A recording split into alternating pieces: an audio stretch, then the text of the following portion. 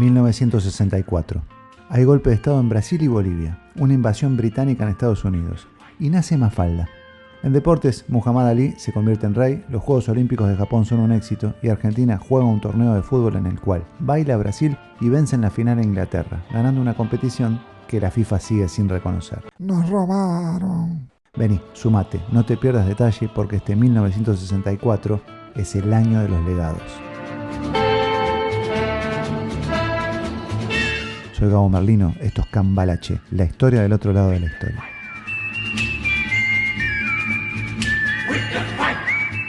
Suscríbete, dale me gusta y todo eso. 1964 es conocido en la historia de la música estadounidense como el año de la contrainvasión británica. Es que los intérpretes de rock and roll yankee pasaban momentos difíciles y había un hueco de contenidos. Elvis Presley hacía pocos conciertos. Chuck Berry recién salía de prisión. Little Richard se había convertido en predicador.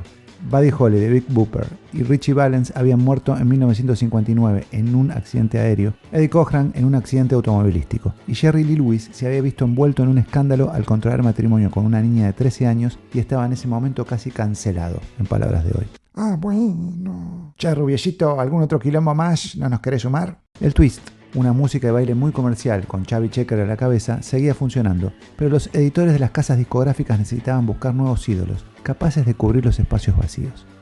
Fue así que en enero se lanza en Estados Unidos el primer álbum de una banda británica que tenía marcadas influencias norteamericanas y que la venía rompiendo en el Reino Unido.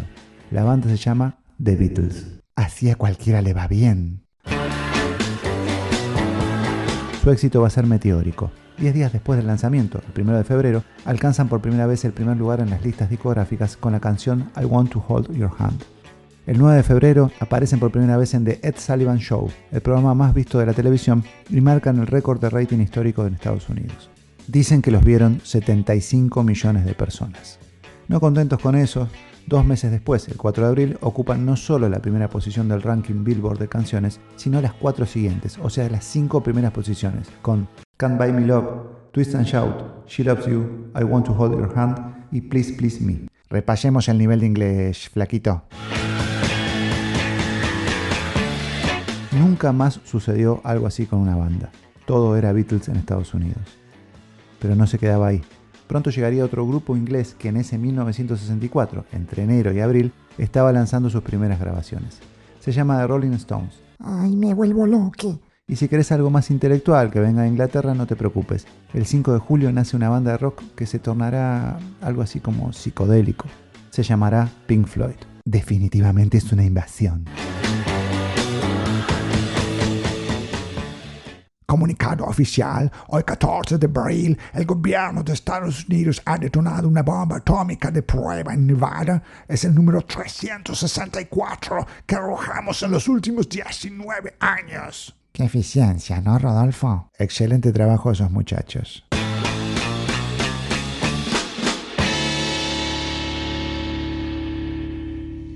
Sí, Estados Unidos sigue tirando bombas atómicas. Los rusos también, en el mismo año que renuncia el líder Nikita Khrushchev y es reemplazado por Leonid Brezhnev. Y en este 1964 también los chinos van a tirar la primera atómica en Xinjiang. Ya es como que nos acostumbramos a vivir entre explosiones y también entre dictaduras. El 31 de marzo hay golpe de Estado en Brasil, derrocan al presidente Goulart y comienza una cruenta dictadura que durará 21 años, hasta 1985. En noviembre, asimismo, hay golpe en Bolivia, donde derrocan a Víctor Paz Estenssoro. En Argentina también hay tensión, pero por ahora hay un presidente electo, Arturo Illia, que está haciendo marchar bastante bien la economía y que logra 2 leyes muy importantes a mitad de año: la ley del salario mínimo vital y móvil y la de medicamentos. Sin embargo, sigue manteniendo la proscripción del principal partido político, el peronismo, lo que hace que durante todo el año tenga que bancarse un plan de lucha de la CGT, la Confederación de Trabajadores, que implica, entre otras cosas, la toma de miles de fábricas. Para colmo, el 17 de octubre, en un acto por el Día Peronista que se realiza en Plaza 11, en Buenos Aires, manda al ejército a reprimir y matan a una persona. Y en diciembre, cuando Perón intenta volver del exilio, el gobierno se pone de acuerdo con la dictadura brasilera para que a Perón lo manden de vuelta a España cuando haga escala en Brasil.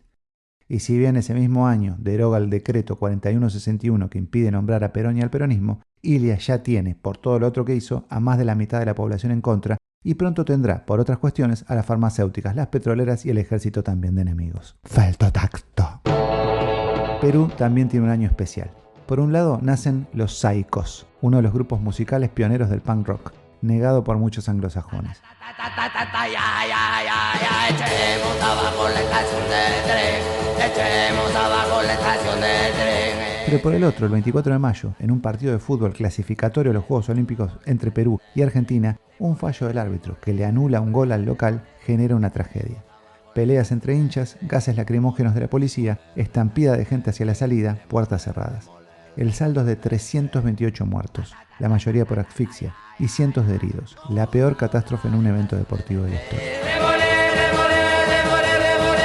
En la misma semana en Colombia, el campesino y guerrillero Manuel Marulanda Vélez, conocido como Tiro Fijo, junto a otros compañeros, toman un territorio bastante abandonado por el Estado Nacional y fundan la República de Marquetalia. El ejército recuperaría tiempo más tarde las tierras, pero ese grupo de guerrilleros tomarían este acto de base para formar las FARC, las Fuerzas Armadas Revolucionarias de Colombia. ¡Qué quilombo Sudamérica! Me quiero ir a vivir a Australia. El 10 de noviembre, Australia reintroduce el servicio militar obligatorio debido a un conflicto que sufre con Indonesia. Me quedo acá, quizás el año que viene. Estados Unidos sigue su guerra en Vietnam, apoyando al sur contra el norte, a pesar de que en julio reconoce que ya tiene 1.387 muertes entre sus soldados y que le llueven protestas antiguerra en su territorio, como la del 3 de diciembre, cuando en la famosa Universidad Berkeley de California, la policía arresta a más de 800 estudiantes por manifestar contra la guerra. Ay, Rodolfo, están perturbando los planes del gobierno de los amos del norte. Intolerable, Matilde. Además de eso, el gobierno yanqui no puede perderle el ojo a lo que pasa dentro del país con los movimientos por las libertades civiles. Los líderes son Malcolm X y Martin Luther King, quien en ese año gana nada más y nada menos que el Premio Nobel de la Paz, siendo la persona más joven en lograrlo. Es que su militancia había logrado lo impensado años atrás. El 2 de julio, el presidente Lyndon Johnson firma la Ley de Derechos Civiles de 1964, aboliendo formalmente la segregación racial en los Estados Unidos, una lucha de casi 100 años. De todas maneras, van a seguir pasando cosas de racistas. El grupo supremacista Ku Klux Klan secuestra y asesina a 2 muchachos negros en Mississippi en mayo. En el mismo julio que se firma la ley, aparecen los cuerpos. Lo mismo sucede en Filadelfia, con 3 trabajadores del Congreso de Igualdad Racial, cuyos cuerpos inertes aparecen en agosto, lo que luego genera disturbios entre manifestantes y policía que arrojan más de 300 heridos. En Florida, simpatizantes de Martin Luther King se arrojan a una pileta de blancos en protesta, porque el líder es expulsado de un local por el color de su piel. El gerente del hotel los saca arrojándoles botellas de ácido muriático al agua. Agresivo. Comunicado oficial. Hoy 2 de octubre, el gobierno de Estados Unidos ha detonado una bomba atómica de prueba en Nevada. Es la número 387 que arrojamos en los últimos 19 años. 6 meses antes de esto, el 20 de abril, Nikita Khrushchev, desde Moscú, y el presidente estadounidense Lyndon Johnson, desde Nueva York, anuncian simultáneamente los planes para reducir la producción de materiales para construir armas nucleares. ¿En serio? Ese mismo 20 de abril, en Sudáfrica, el líder del Congreso Nacional Africano, Nelson Mandela, pronuncia su discurso «Estoy listo para morir», en la apertura del proceso de Rivonia, un momento clave del movimiento anti-apartheid. El gobierno sudafricano racista, menos de 2 meses más tarde, el 12 de junio, lo condena a cadena perpetua a él y a otras 7 personas en la cárcel de la isla Robben. Pero si hay algo que la década del 60 tiene para ser imitado, es la resistencia de la gente ante las injusticias, que eran muchas. El 11 de diciembre, el Che Guevara se presenta ante la Asamblea General de la ONU, donde al terminar su histórico discurso, proclama la consigna de la Revolución Cubana, patria o muerte. El Che seguía ganándose enemigos y lo pagaría más adelante con su vida. Pero resistió hasta derribar el muro que lo catalogaba de rebelde y pasarse al terreno donde se lo venera como símbolo. Por suerte hay humanos que hacen cosas útiles, pero serán más útiles a futuro que en ese momento. Por eso no son tan valoradas. El 20 de febrero, 3 científicos dan a conocer la síntesis de la psilobubina. ¿Lo qué? Una droga antiviral que dentro de 23 años será la primera en usarse para combatir una enfermedad que todavía no existe, el SIDA. El 1 de mayo, 3 informáticos lanzan BASIC, un lenguaje de programación de alto nivel fundamental a futuro en las computadoras y consolas de juego. Para la PlayStation. En octubre, el ingeniero estadounidense Robert Moog presenta el primer sintetizador musical. Y en medio de la carrera espacial, la sonda Ranger 7 envía las primeras fotografías cercanas de la Luna. Eso sí, mientras pasan estas cosas, el 25 de junio, desde el Vaticano, el Papa Pablo VI condena la píldora anticonceptiva. En Argentina, la grieta entre las músicas nacionales como el tango y el folclore y la música comercial que meten las grandes discográficas internacionales llega a momentos muy tensos. Es que las discográficas como RCA siguen dando de baja los contratos de artistas tangueros y como tienen la billetera, no solo publican muchos discos, sino que también se adueñan de los espacios televisivos donde difundirlos. Además de eso, sobornan a los conductores radiales para que pasen a sus artistas, concretando las famosas payolas, que en Estados Unidos, en cambio, llevan a la cárcel a conocidos DJs como Alan Freed, que en ese 1964 encima es acusado por evasión de impuestos tras recibir ingresos de ese tipo de fuentes de pago y teniendo que pagarle miles de dólares al fisco en compensación. Cocinera como yo no hay dos, ya mi fama es internacional. Si me llaman de París y me buscan de New York, cocinera como yo no hay dos. Nada de eso sucede en Argentina. En marzo aparece la película de El Club del Clan, con estrellas juveniles haciendo canciones comerciales. El diario Clarín la bendice diciendo cosas como esta.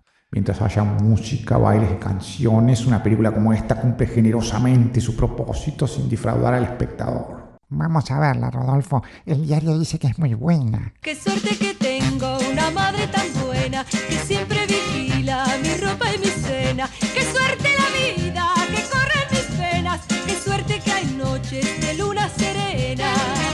Qué suerte que esta noche voy a verte. Unos meses después se estrena Buenas noches, Buenos Aires, una película basada en una exitosa obra teatral llena de tango y folclore. Además de sus excelentes intérpretes, hace historia, ya que es el primer musical de la historia argentina grabado enteramente a color y tiene también algunas animaciones. El gran Hugo del Carril dirige y actúa, la música es de otro tanguero, Mariano Mores. Actúan Beba Vidart, Virginia Luque, Susi Leiva, Julio Sosa y aparecen Néstor Fabián, Jorge Sobral, Troy Logrela, Violeta Rivas, Los Quilla Guasis, Palito Ortega, coreografías de Víctor Ayos y varios más. Ya me la vendiste, muñeco, quiero ir a verla. Espera un poco, Rodolfo. Mira lo que dice el diario La Prensa. Parece que no es buena. A pesar de la mega producción, La Prensa dice: la película trata de ser solamente comercial. Del Carril insiste en los temas tangueros, en lamentar que haya pasado el tiempo y repite el mismo personaje interpretado por él sin matices. Esa era la guerra cultural que sucedía en esos tiempos en la música en Argentina. Para colmo, el 26 de noviembre fallece en un accidente de auto el único cantor de tango que en ese momento le competía en popularidad a los de la música beat, Julio Sosa, que deja este mundo con solo 38 años. Pido permiso, señores. Este tango habla por mí, y mi voz entre sus sones dirá por qué canto así.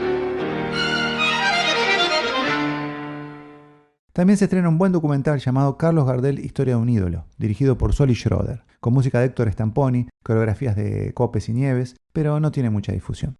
En la caja de descripción del video te dejo un link a un canal de YouTube donde lo puedes ver completo. Y hasta la grieta política entre peronistas y antiperonistas se mete en la cultura.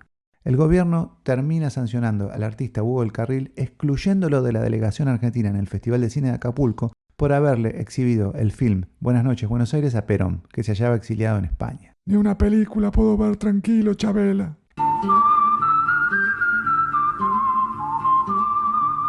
En el mundo anglosajón, en cambio, el cine no desunía, sino que juntaba culturas.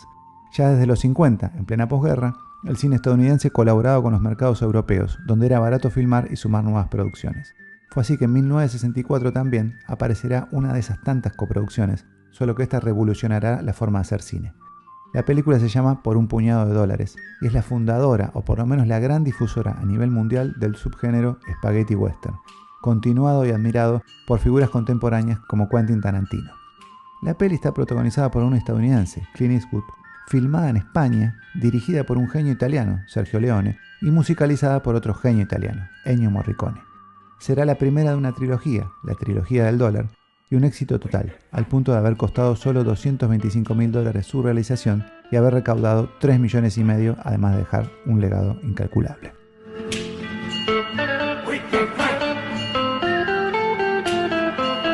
La Guerra Fría, la amenaza de las bombas y la ciencia ficción eran el tema de moda en 1964. Y por eso aparece una producción angloamericana, un peliculón que se llama Doctor Strangelove, una comedia negra genial dirigida por Stanley Kubrick. Y también, por si fuera poco, se destacan My Fair Lady, Mi Bella Dama, que va a ganar 8 premios Oscar, Goldfinger, la tercera película de James Bond, y una producción de Walt Disney que le va a dar a la productora 13 nominaciones al Oscar, Mary Poppins. La televisión estadounidense tampoco se queda atrás. En septiembre estrena 2 tanques históricos, La Isla de Gilligan y Los Locos Adams.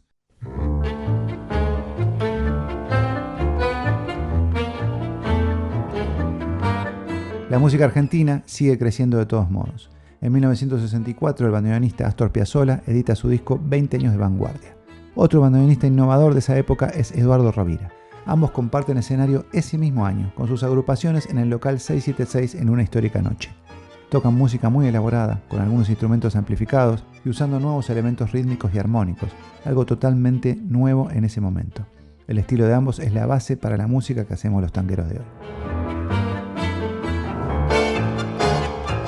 Y por si eso fuera poco, el 29 de septiembre de 1964, en Buenos Aires, se publica por primera vez la tira cómica Mafalda, creada por Quino. Con el tiempo se convertirá en una de las principales tiras gráficas de la historia en idioma castellano. Comunicado oficial, hoy 5 de diciembre, el gobierno de Estados Unidos ha detonado no una, sino 2 bombas atómicas al mismo tiempo en Nevada. Llegamos a 397 bombas arrojadas en los últimos 19 años. Todavía falta, spoiler, para 1992 habremos detonado 1131 bombas atómicas de prueba. ¡Precioso! La historia también tiene sonido en la música de su tiempo. Yo no me voy a privar de pasar música en estos videos aunque me los desmoneticen. No le importa nada. Necesitamos comer. Me podés ayudar colaborando con un cafecito desde Argentina o con PayPal desde el resto del mundo para poder seguir realizando estos contenidos. Los links están en la caja de descripción del video. Dame deportes, a ver. El 21 de junio la selección de fútbol de España gana la Eurocopa al vencer a la Unión Soviética en el Santiago Bernabéu por 2-1. Van a tener que esperar 44 años para volver a ganar algún título, así que mejor que lo disfruten. En boxeo hay un nuevo rey, se llama Muhammad Ali. En realidad, en febrero, cuando se consagró campeón, dándole una paliza a Sonny Liston, tenía otro nombre, era Cassius Clay. Nadie daba una moneda por Cassius, que se va a terminar de convertir en leyenda por su actividad en el deporte y por su militancia política. El campeonato argentino lo ganará Boca y el goleador será un pibe de San Lorenzo, conocido como el Bambino Veira. Belleza. El gran olvidado de 1964 es el título que gana la selección argentina de fútbol en la Copa de las Naciones. Este fue un torneo organizado por la Confederación de Fútbol Brasilera para festejar su aniversario, en el que reunió nada más y nada menos que a Brasil de Pelé, doble campeón mundial, a la Inglaterra de Bobby Charlton, futura campeona mundial, al Portugal del temible goleador Eusebio, futura medalla de bronce del Mundial de 1966, y a la Argentina, por ser clásico histórico, ya que por actualidad no tenía mucho mérito. La cuestión fue que Argentina dio la sorpresa. Le ganó 2-0 a Portugal, 3-0 a Brasil y a Pelé, y 1-0 la final a Inglaterra con gol del Tanque Rojas, y salió campeón. ¡Vamos! Por la calidad de los rivales, fue sin duda el torneo más exigente que ganó la selección argentina hasta que llegó su primer mundial en 1978. Pero, y siempre hay un pero, la FIFA no reconoce el torneo porque no estuvo participando en la organización del mismo, así que para ellos es como si no hubiera existido. Es cualquiera, nos roban otra vez. Sin embargo, la gran vedette deportiva de 1964 serán los Juegos Olímpicos de Tokio, no solo por el evento en sí, sino por todo lo que implicarán. Es mostrar el Japón reconstruido luego de la Segunda Guerra Mundial con ayudín de los amos estadounidenses, aunque hay que decir que los japoneses se lo tomaron en serio. Le mostraron al mundo que seguían vivos y hasta hicieron revoluciones en su infraestructura. Por ejemplo, el 1 de octubre inauguran el Shinkansen. Shinkansen se dice Gandul. Un sistema de tren de alta velocidad entre Tokio y Osaka. El tren alcanzará los 285 km por hora y será el primer tren bala del mundo. También los japoneses en los Olímpicos serán los primeros en transmitir por vía satélite en la historia y terminarán terceros en el medallero, detrás de las dos superpotencias, Estados Unidos y la Unión Soviética. Nada mal.